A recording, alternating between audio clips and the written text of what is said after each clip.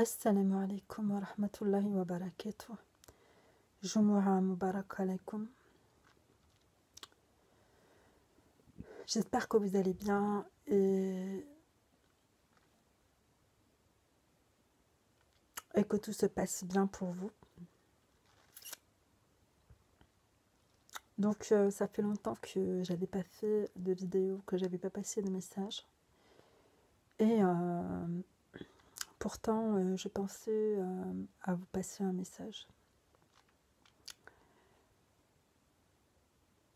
Donc aujourd'hui, je me suis dit que ce serait une bonne idée de parler de la fin de toute chose.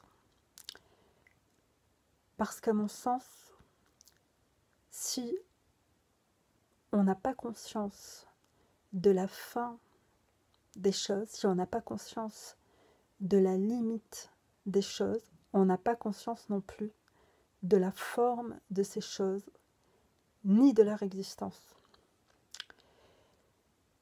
Et c'est pourquoi je voulais rappeler l'importance de la situation, le fait de se situer. Je pense qu'il est vraiment important, en tant qu'être humain, en tant que religieux surtout, en tant qu'adorateur d'Allah subhanahu wa ta'ala, de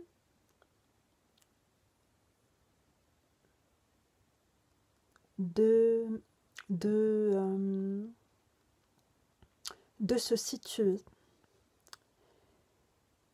de se replacer, de se recentrer et de considérer le temps qui passe, de considérer aussi l'espace dans lequel on évolue, l'espace dans lequel on se met en jeu et l'enjeu de tout ça. Parce que si on n'a pas conscience de la fin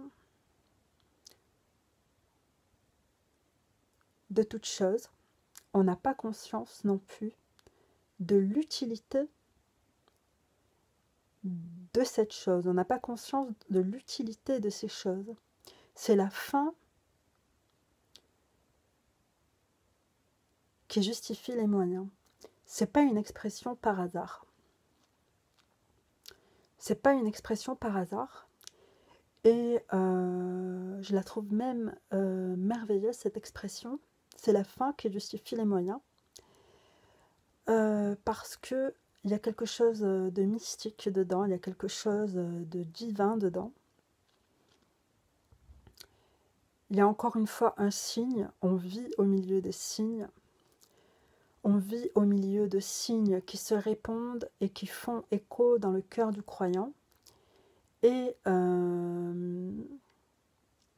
cette fin de toute chose, elle est vraiment importante. Bien entendu, on est dans une société de consommation qui fait de la fin de toute chose un tabou.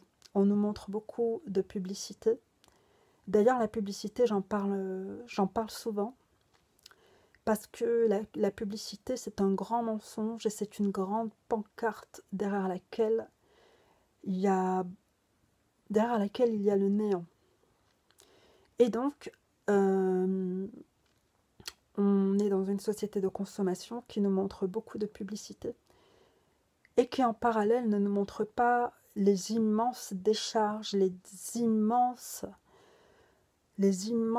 hectares de dépôts de déchets et de pollution que toute cette publicité et que toute cette consommation engendre.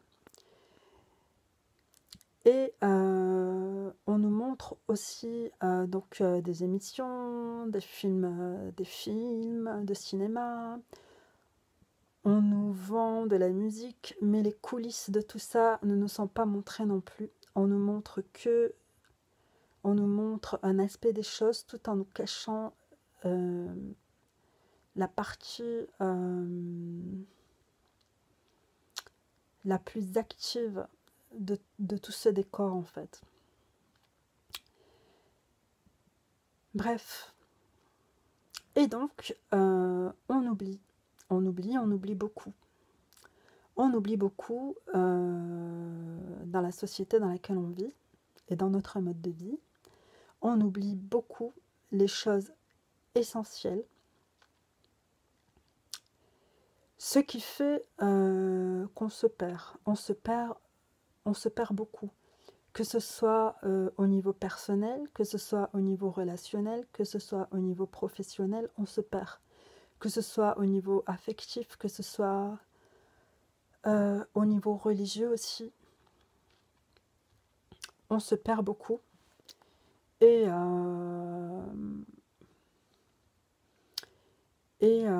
c'est dommage pour les religieux qu'on est censé être. Et donc, la fin de toute chose, c'est vraiment un sujet extrêmement pertinent et extrêmement intéressant. Pourquoi ? Parce que la fin justifie les moyens. Allah subhanahu wa ta'ala nous dit dans le Coran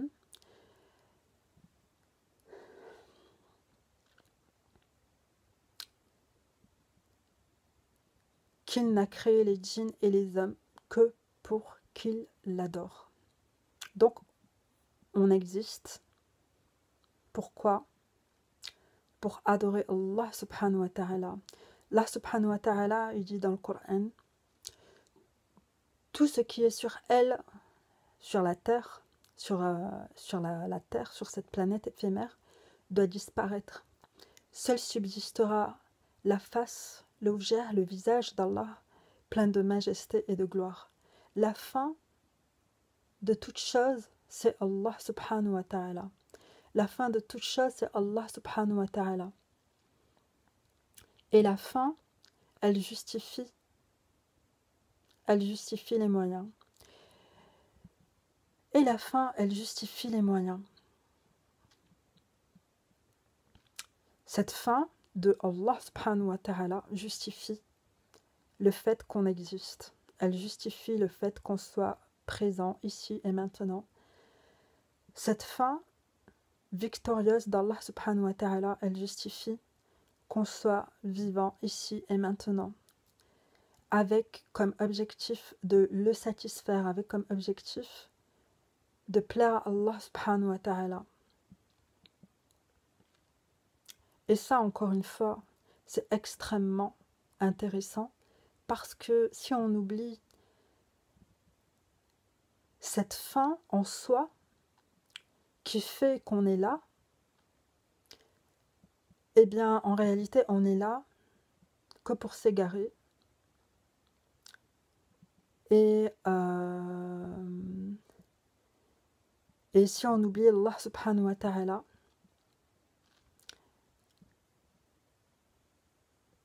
on fait partie des perdants. Parce qu'une vie sans fin n'est pas une vie. Une vie sans fin n'est pas une vie. Je vais donner un simple exemple. En tout cas, pour les êtres humains. En tout cas, pour les êtres humains. Et en tout cas, à notre échelle, en ce qui nous concerne, nous les êtres humains. Nous les êtres humains, notre vie, pour être satisfaisante, il faut qu'elle se termine un jour. Notre vie, pour être satisfaisante, nous, dans notre condition d'être humain, il faut qu'elle ait un terme. Sinon, elle n'est pas satisfaisante. Et notre vie, subhanallah, notre vie, elle doit s'arrêter un jour. Parce qu'Allah subhanahu wa ta'ala nous a créés dans une vie qui doit s'arrêter en son nom à lui. C'est lui, subhanahu wa ta'ala, qui a créé la mort et la vie afin de savoir qui de nous est le meilleur en œuvre. Et ça, Allah subhanahu wa ta'ala, il nous le dit dans la sourate Al-Mulk, dans la sourate de la royauté. Donc, encore une fois, toute chose dans cette vie, pour être bonne, elle doit avoir une fin, sauf Allah subhanahu wa ta'ala. Et toute fin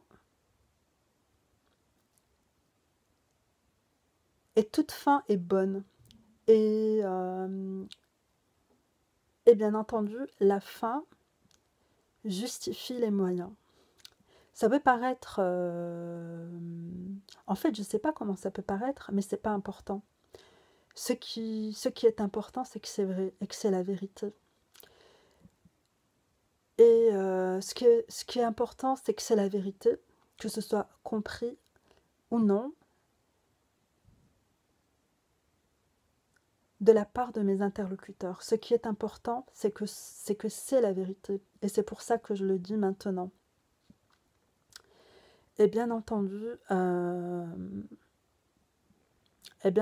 encore une fois, ce qui est intéressant, c'est que je le dis parce que, alhamdoulilah, j'ai une fin.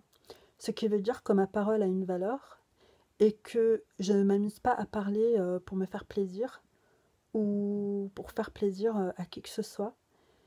J'ai conscience de ma fin, donc j'ai conscience de la valeur de ma parole et j'essaye de prendre la parole pour une raison utile, pour une raison qui va impacter par la permission d'Allah.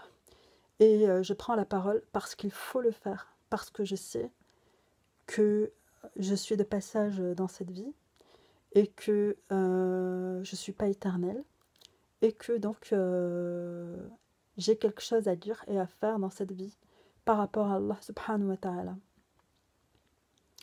Donc encore une fois, c'est important de le répéter. La fin justifie les moyens. La fin justifie les moyens. D'ailleurs, il y a beaucoup de frères et sœurs qui se demandent comment faire pour être sincère. La question, elle est simple. Il faut être prêt à mourir. Pour être sincère, il faut être prêt à mourir. C'est aussi simple que ça. Quand on est prêt à rendre l'âme, on est sincère. Quand on oublie qu'on va rendre l'âme, on n'est pas sincère. On est hypocrite. On est ambivalent. On s'amuse. On est duplicite. On n'est pas correct. Quand on n'est pas prêt à rendre l'âme, on n'est pas correct. Mais si on est prêt en permanence à rendre notre âme à Allah subhanahu wa ta'ala, alors on va être correct parce que rendre notre âme, ça implique le devoir d'être correct. Parce qu'on n'a pas le choix en réalité. On n'a pas le choix. Quand on a conscience qu'on va rendre notre âme à Allah subhanahu wa ta'ala, on n'a pas le choix. On est obligé d'être correct. On est obligé d'être correct. Parce que subhanallah, on n'a pas le choix. On n'a pas le choix. Et je pense que la foi, c'est cette conscience d'être aspiré par un truc plus grand que nous. Et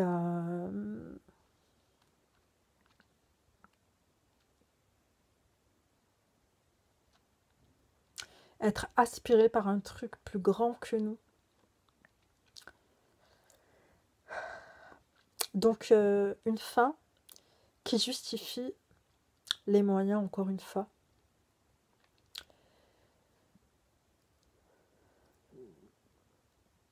Une fin qui justifie les moyens. Le fait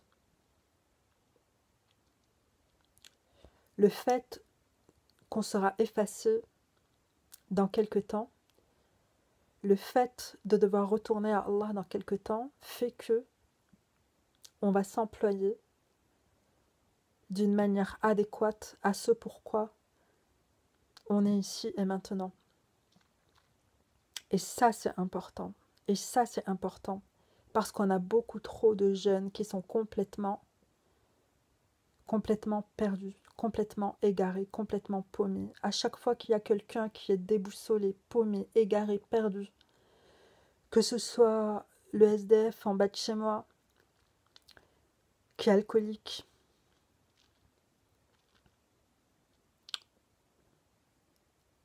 qu'Allah le gère et lui accorde une issue. Amin.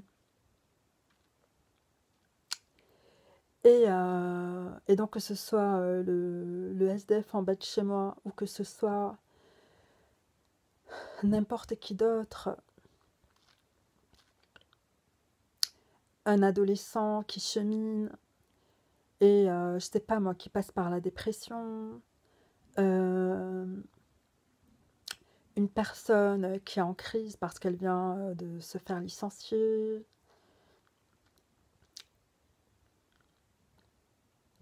À chaque fois que ça va pas, c'est parce qu'on a oublié nos limites. À chaque fois que ça va pas, c'est parce qu'on a oublié le cadre à notre existence. À partir du moment où il y a un cadre, on existe. Et à partir du moment où il y a un cadre et où on existe, cette existence, elle est satisfaisante. Et la difficulté, elle aussi, elle a un cadre. La difficulté, elle aussi, elle a un petit espace. Aucune difficulté n'est éternelle. Aucune épreuve n'est éternelle. Mais quand on oublie que l'épreuve est éphémère, c'est là qu'elle devient un châtiment. C'est là qu'elle devient un châtiment. Et c'est ça qui est intéressant quand je dis que la fin justifie les moyens. Allah subhanahu wa ta'ala, il dit après la difficulté vient certes une facilité. Après la difficulté vient certes la facilité. Alors quand tu te libères de tes obligations, fais ta prière. Adresse-toi à Allah sincèrement. Parce que toute fin justifie les moyens. Et les moyens, si on les a, c'est parce qu'il y a une fin. C'est parce qu'il y a un objectif. C'est parce que ça va finir. Si on travaille bien, c'est pour arriver à un résultat. Ce qui veut dire que le travail va prendre fin. Et on est d'ailleurs excité et enthousiaste à faire un travail qui va prendre fin et qui va aboutir dans une merveilleuse forme. Ça nous plaît toujours. Ça nous plaît toujours. Quand on a conscience du merveilleux résultat qu'on va avoir, on est enthousiaste à bien travailler. Mais quand on oublie la fin de notre travail, on perd en qualité de travail. Notre travail perd en qualité, on perd en engouement, on perd le plaisir à travailler et on perd le sens à ce qu'on fait en réalité. Donc c'est très important de rester cadré et de ne pas oublier que notre temps, il a la valeur de nos qualités, il a la valeur de nous rendre productifs. Notre temps, il a la valeur de rendre notre vie excellente. Et si on n'a pas conscience que notre temps, il nous sert à vivre une bonne vie, si on oublie que notre vie va avoir une fin, si on oublie que notre vie va s'arrêter, on va perdre conscience de la valeur de ce qu'on a entre les mains et on va rien faire avec ce qu'Allah subhanahu wa ta'ala nous a donné. De la même manière, lorsqu'on donne une feuille à un petit enfant pour qu'il dessine, on va lui donner un espace de papier. Et l'espace de papier, ça va cadrer son instant, ça va cadrer son activité et il va donc s'adonner à l'activité de faire un dessin sur la feuille. Mais si on lui donne une maison entière de murs blancs pour qu'il dessine, est-ce qu'il va pas se sentir perdu?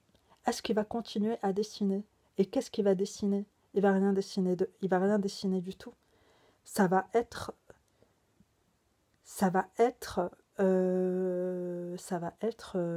complètement déstructurant ce qu'on va lui donner. Ça va être l'égarement.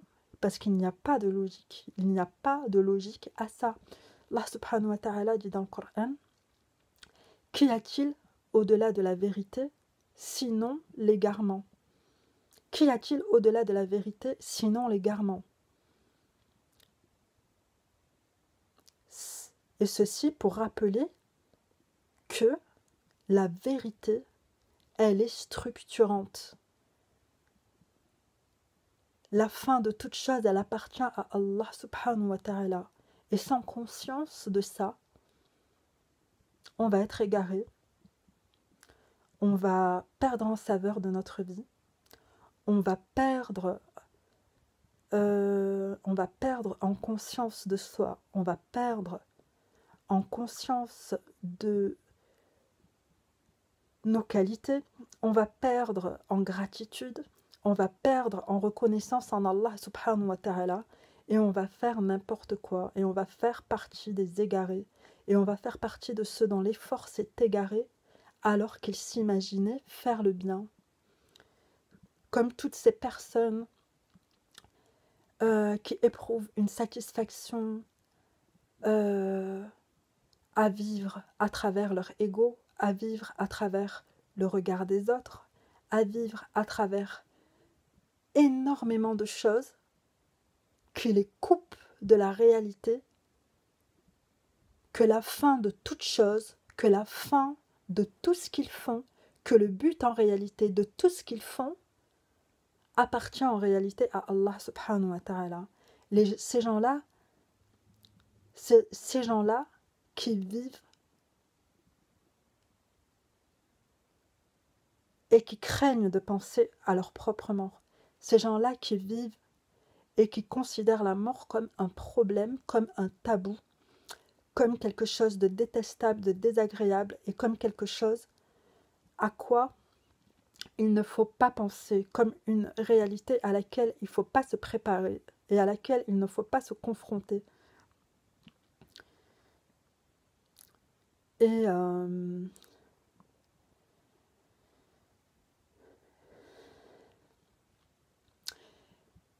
c'est pourquoi Allah subhanahu wa ta'ala nous dit dans la Surat al-Fatiha des paroles très claires. Des paroles très très claires, des paroles éclairantes. Comme partout ailleurs dans le Coran, il nous dit, subhanahu wa ta'ala,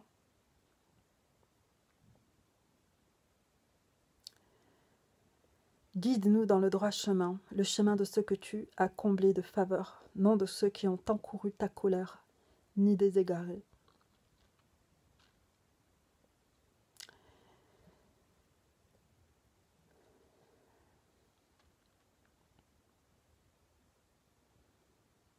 Des paroles claires.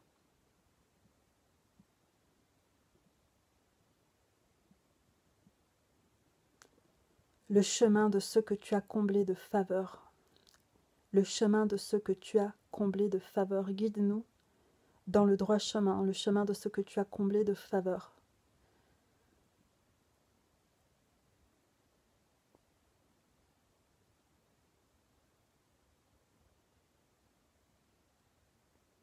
Guide-nous dans le droit chemin, le chemin de ceux que tu as comblés de faveur, non de ceux qui ont encouru ta colère ni des égarés.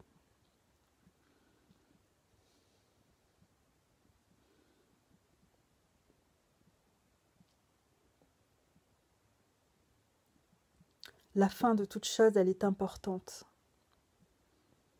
Alhamdulillah, on a une fin. Alhamdulillah, on va mourir un jour. Alhamdulillah, Allah subhanahu wa ta'ala nous a créés, il nous a donné la vie, il nous donnera la mort. Alhamdulillah.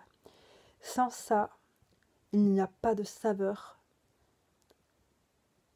à être en vie. Il n'y a pas de cadre à être en vie. Il n'y a pas de sens à être en vie. Sans la conscience de notre mort prochaine, mais vraiment prochaine, notre mort, à moi comme à vous qui m'écoutez, elle est proche, elle est prochaine. Et sans cette mort prochaine, la qualité de ce que l'on vit, la qualité de ce que l'on veut, la qualité de ce que l'on recherche, la qualité de ce que l'on prétend être une sincérité, la qualité prétendue de notre humanité, elle est obsolète.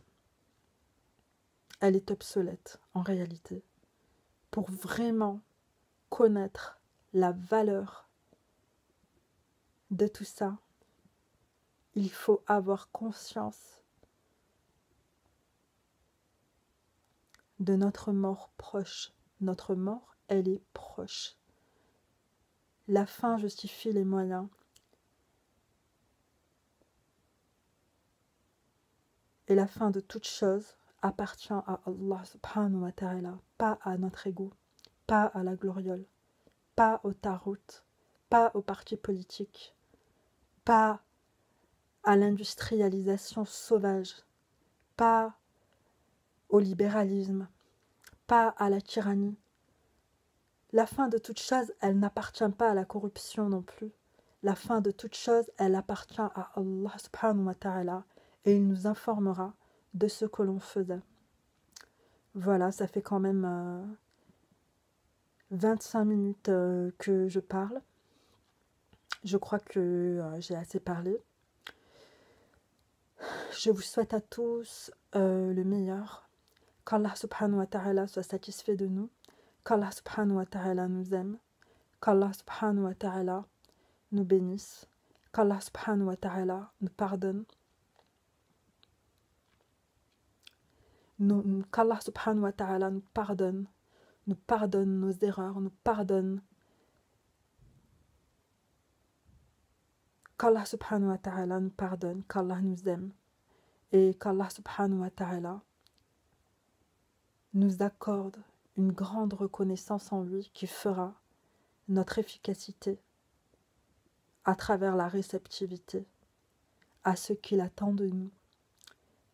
Assalamu alaikum wa rahmatullahi wa barakatuh wa salam wa salat ala rasulillah en ce vendredi.